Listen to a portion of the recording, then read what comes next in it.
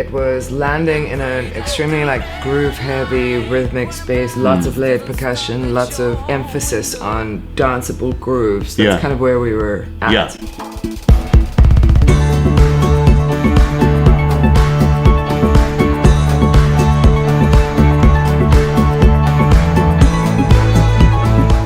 Struggling over the last year or two with a life that is shaped quite differently to the lives of, you know, my friends and peers who are sort of getting married and they've got jobs and they're doing all this kind of starting families and things like that. And there's a very specific decision you have to make to not allow that to kind of reflect back on you in a way that makes you feel like you're failing. If you are not following any kind of logical career.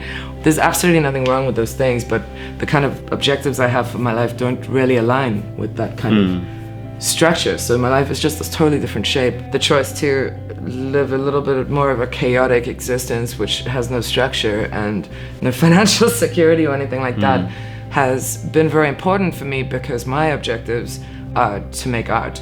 So hold your own for me is always like a bit of a mantra, like, what you're doing is correct, this is not a mistake, keep going, hold your own, pray for good health.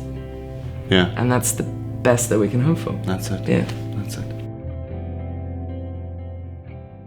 It is an early song that sort of I put together an acoustic duo, or sort of an acoustic version of it. It was short, it was quite hymnal. Yeah, had like quite a nice... it was a beautiful demo. Yeah, beautiful quality. I would have been very happy if that was the final version, but of course we had to take it into like some other... Yeah, so then we sort of pushed it away. We kept working on other things, but when it came to selecting songs for the album, we thought try sort of a re-rub of this track. Let's try something new with it. I think when we realized where this album was going with regards to the sort of like the sonic aesthetic structure. of the whole thing, it was landing in an extremely like groove-heavy rhythmic space, lots of layered percussion, lots of emphasis on danceable grooves. That's kind of where we were at. Yeah. So we sort of took this bass matter that you heard, this beautiful bass matter that you have created, and we kind of processed it through that lens. Yeah.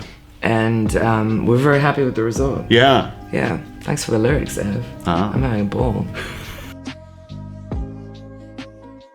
The song deals with sort of some really nice themes and themes that are quite close to us. Yeah.